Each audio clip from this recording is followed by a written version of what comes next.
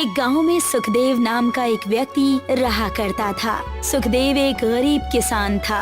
उसके परिवार में उसकी 10 वर्षीय पुत्री कोमल और उसकी पत्नी आरती रहा करती थी। एक दिन की बात है, सुखदेव थका हारा अपने घर पर आया। अरे आरती, कहाँ हो तुम? बहुत तेज भूख लगी है। आरती मुस्कुराती हुई वहाँ पर आ गई। मुझे पता है जी, आप दिन भर खेत में कितनी मेहनत से काम करते हो और आज तो आपने दोपहर का भोजन भी नहीं किया। तुम तो जानती हो आरती, दिन ब दिन महंगाई बढ़ती जा रही है। हमें अपनी बिटिया कोमल के लिए अभी से ही उसके विवाह का सामान एकत्रित करना होगा। मुझे पता है और इसी बात की चिंता मुझे दिन रात खाई जाती है। चिंता मत करो आरती, मैं दिन रात खेत में सिर्फ और सिर्फ अपनी बिटिया के लिए ही मेहनत करता हूँ। देखना, जब हमारी बिटिया बड़ी हो जाएगी ना, तो हम उसका विवाह धूमधाम से करेंगे। ईश्वर करे आपके मुंह में घी शक्कर हो और आपकी बात 100% सही हो जाए। चिंता मत करो आरती, मुझे ईश्वर पर पूरा भरोसा है। मुझे आपसे एक और बात करनी है जी। हमारी कोमल बिटिया 5वीं कक्षा में आ गई है। आपका उसे आगे पढ़ाने का इरादा है भी या नहीं? क्यों नहीं आरती, ये भी कोई पूछने की बात है। हमें अपनी बिटिया की शिक्षा बीच में नहीं छुड़ानी चाहिए। पड़ोस की ताई अम्मा बोल रही थी कि आजकल की लड़कियों को पढ़ने लिखने का क्या फायदा है, अंत में तो उन्हें चूल्हा चौकी ही संभालना है ना। ये सब पुराने जमाने की बातें हो गई हैं आरती। जब किसी घर की बेटी शिक्षित हो जाती है ना, तो उसकी आने वाली पीढ़ी भी शिक्षित हो जाती है और शिक्षा ही हमारे आने वाले कल को सुधारती है। मुझे आपकी सोच पर गर्व है जी। मुझे आपसे इसी बात की उम्मीद थी। आरती की बात सुनकर सुखदेव मुस्कुराने लगा। अगले दिन सुखदेव फिर से अपने काम पर चला गया और मेहनत से हल चलाने में जुट गया। शाम को सुखदेव अपने घर जाने ही वाला था कि तभी गांव का मुखिया उसके पास आकर बोला, क्या हाल चाल है सुखदेव? ईश्वर की कृपा है मुखिया जी। मेरी समझ में नहीं आता सुखदेव कि तुम्हारे परिवार में तुम्हारी पत्नी और बेटी के अलावा और कोई नहीं है, फिर भी तुम दिन रात अपने खेत में इतनी कड़ी मेहनत करते हो। ऐसा क्यों? इतना धन कमा कर करोगे क्या? मुखिया जी, मैं ये सब कुछ अपने लिए नहीं करता हूँ, बल्कि अपनी बेटी कोमल के लिए करता हूँ। कोमल? कोमल के लिए? ये कैसी बातें कर रहे हो तुम? जहाँ तक मैं जानता हूँ, तुम्हारी बिटिया गांव के अच्छे स्कूल में पढ़ती है, अच्छा भोजन खाती है। तुम्हें भला और क्या चाहिए? मुखिया जी, कल को मेरी बेटी बड़ी हो जाएगी, मुझे उसके हाथ भी तो पीले करने हैं। बस इसीलिए मुझे अभी से कड़ी मेहनत करनी होगी, ताकि मैं उसके विवाह का इंतजाम अच्छी तरह से कर सकूं। आप तो जानते हैं मुखिया जी, हमारे संसार में पिता के लिए सबसे बड़ी मान सम्मान की बात यही होती है कि उसकी बेटी अच्छे परिवार में ब्याह दी जाए। कुछ भी कहो सुखदेव, तुम बातें बहुत बड़ी बड़ी करते हो। आज के समाज में बहुत कम लोगों की सोच तुम्हारी जैसी है। मुझे तुम्हारी सोच पर गर्व है। और सुनो, अगर तुम्हें किसी भी चीज की जरूरत पड़े तो मुझे कहने में बिल्कुल भी हिचकिचाना मत। मैं इस गांव का मुखिया हूँ और मैं तुम्हारे जैसे मेहनती इंसान का हमेशा सम्मान करता आया हूँ। ये तो आपका बड़प्पन है मुखिया जी, आपने इतना कह दिया,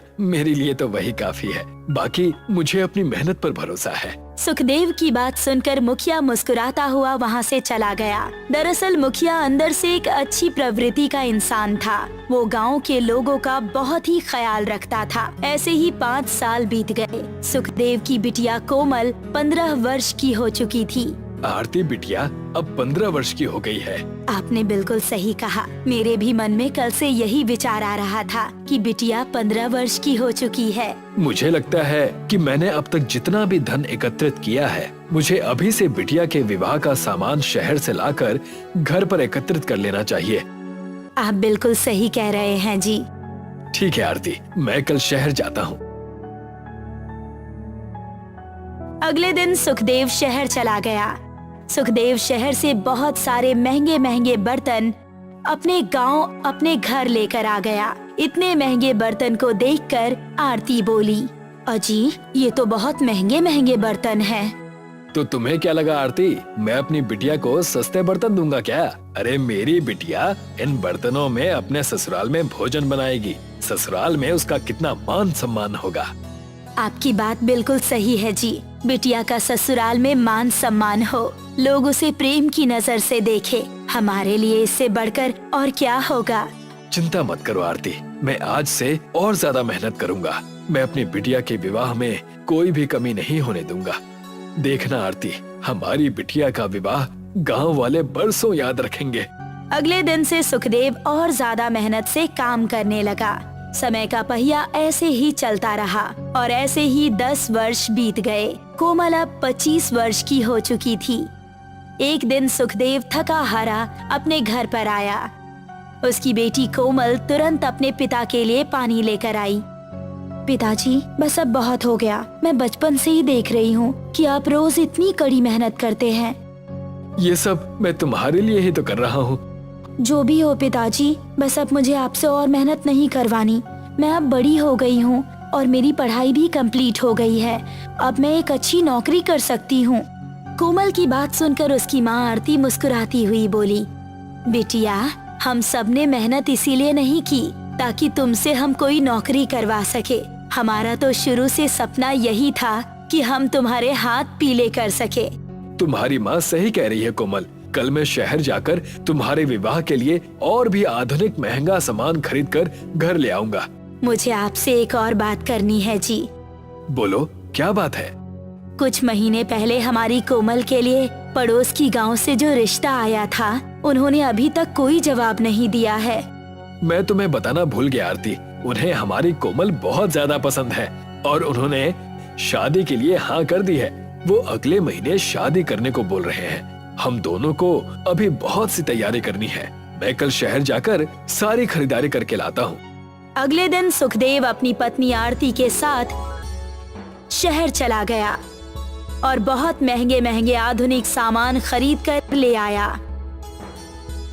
पूरा परिवार खुश था। सुखदेव और आरती बहुत थक चुके थे। वो गहरी नींद में सो गए। अगली सुबह जब उनकी आँख खुली तो अपने घर का दृश्य देखकर आरती सहम गई और अपने पति से बोली, अजी सुनते हैं, सारा सामान कहाँ गया? वही तो मैं सोच रहा हूँ आरती कि सारा सामान कहाँ गया। कल रात तक तो सारा सामान यहीं रखा था। आखिर कौन सामान को ले जा सकता है? हमारी आँख क्यों नहीं खुली? आरती जोर जोर से रोने लगी। आरती का रोना सुनकर सुखदेव के पड़ोसी एकत्रित हो गए। गांव का एक व्यक्ति सुखदेव को अकेले में ले जाकर बोला, सुखदेव, क्या तुम्हें पता नहीं है कि आजकल यहाँ पर चोर बाजार की गैंग बहुत सक्रिय है? तुम कहना क्या चाहते हो? यहाँ से कुछ दूर एक बहुत बड़ा चोर बाजार लगता है। कहते हैं कि उस चोर बाजार के मालिक ने अपनी पूरी एक गैंग बनाई है जो रात के समय गांव के घरों के अंदर घुस जाते हैं और सोते हुए लोगों को बेहोश कर देते हैं और सारा सामान लेकर रफू चक्कर हो जाते हैं। अब मैं क्या करूं? सबसे पहले तुम जाकर उसे चोर बाजार में देखो कि तुम्हारा गायब हुआ सामान वहाँ पर मौजूद है या नहीं। उस व्यक्ति के कहने पर सुखदेव तुरंत उस चोर बाजार में पहुँच गया और पूरे चोर बाजार में अपने सामान को ढूंढने लगा। तभी उसकी नजर चोर बाजार की एक दुकान पर पड़ी जहाँ पर उसकी लाई हुई टीवी और फ्रिज रखी हुई थी। सुखदेव वहाँ पर पहुँचा और दुकानदार से बोला, ये तो मेरी लाई हुई टीवी और फ्रिज है। मैं इसे कल ही बाजार से लेकर आया था।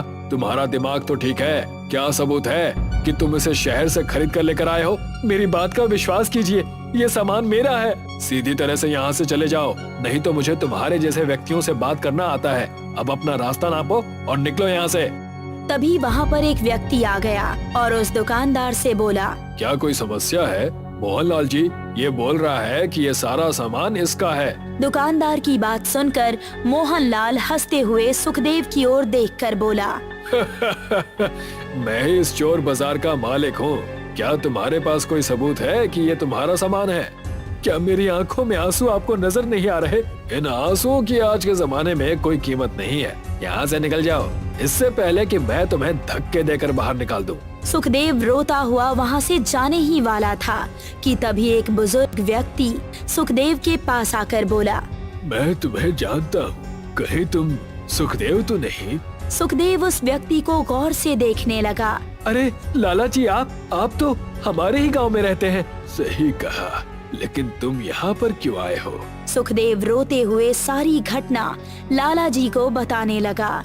मैं सब समझ गया सुखदेव, तुम्हारे साथ वाकई बहुत बुरा हुआ है। तुम एक काम करना, तुम यहाँ पर कल आना, मैं तुम्हारी जरूर मदद करूँगा।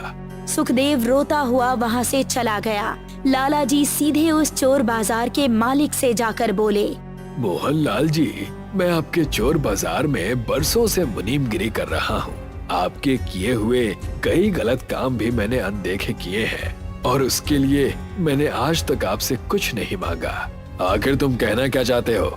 मैं चाहता हूँ कि आप सुखदेव के घर का सामान वापस कर दें। कौन सुखदेव? कैसा सुखदेव और कैसा सामान? तुम जानते हो लाला जी कि मेरा धंधा क्या है? हमारी गैंग इतने लोगों के घरों में चोरी करती है, मैं कैसे बता सकता हूँ? अभी जो व्यक्ति तुम्हारे पास खड़ा रो रहा था उसका नाम सुखदेव है। कल रात उसके घर पर आपकी गैंग ने चोरी की। वो व्यक्ति बहुत ही शरीफ है और मैं उसे 20 सालों से कड़ी मेहनत करते हुए देख रहा हूँ।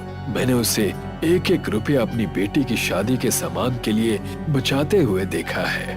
आपके गुंडे उस व्यक्ति के घर पर चोरी कर कर सामान ले आए। सोचिए उसके दिल पर क्या बीतती होगी। अगर मैं ये सब देखने लगा ना तो मेरा धंधा तो बंद हो जाएगा। लाला जी, बेहतर यही होगा कि आप अपने काम से काम रखिए और यहाँ से निकल जाइए। और हाँ, ये मत बोलिए कि आप यहाँ पर मुनीम हैं, मालिक नहीं। मालिक मैं हूँ और यहाँ पर जो मैं कहता हूँ वही होता है। चोर बाजार के मालिक की बात सुनकर बुजुर्ग व्यक्ति मुंह लटकाकर वहाँ से चला गया। वो रात भर अपने घर पर सिर्फ और सिर्फ सुखदेव के बारे में ही सोचता रहा। अगले दिन वो फिर से चोर बाजार पर अपने काम पर निकल गया। सुखदेव उसका पहले से ही वहाँ इंतजार कर रहा था। मैं आ गया हूँ लाला जी, आपने कहा था ना कि आप मेरी मदद करेंगे। हाँ सुखदेव, मैंने कहा था। अच्छा ये बताओ, क्या तुम्हारे पास कुछ पैसे हैं या नहीं है? मैं एक एक रुपए का सामान खरीद कर कल ले आया था। यकीन मानिए लाला जी, अब मेरे पास खाने तक के पैसे नहीं है और मुझे अपना ही सामान 2 गुनी कीमत पर खरीदना पड़ रहा है। मैं इतनी जल्दी इतने सारे पैसे कहाँ से लेकर आऊंगा? आप जानते हैं कि मैं एक स्वाभिमानी व्यक्ति हूँ, किसी के सामने हाथ भी नहीं फैला सकता। लाला जी को सुखदेव पर बहुत ज्यादा तरस आ गया। उन्होंने कुछ रुपए सुखदेव के हाथों में रख दिए और बोले, जाओ इस चोर बाजार में जहाँ जहाँ तुम्हें अपना सामान नजर आए उस सामान को खरीद लो। मैं तुम्हें चोर बाजार में खरीदारी करने के नियम बताता हूँ। तुम अपना सामान जब वहाँ से खरीदोगे तो कम से कम सिर्फ एक रेट बोलना। वो दुकानदार तुम्हें हर तरफ से कहेगा कि इतने में नहीं मिल पाएगा, लेकिन तुम अपनी बात पर कायम रहना। अंत में वो तुम्हें तुम्हारी ही रेट पर सामान बेचने के लिए तैयार हो जाएगा। ये बात तो सही है लाला जी, लेकिन ये पैसे मुझे आप दे क्यों रहे हैं? चिंता मत करो, मैंने इस चोर बाजार से बहुत कुछ कमाया है। तुम मेरे गांव के ही हो और मैंने तुम्हें सालों से मेहनत करते हुए देखा है। मैं तुम्हारी मदद करके कोई एहसान नहीं कर रहा, बल्कि अपने ऊपर उपकार कर रहा हूँ। शायद मेरे पाप का यही प्रायश्चित होगा।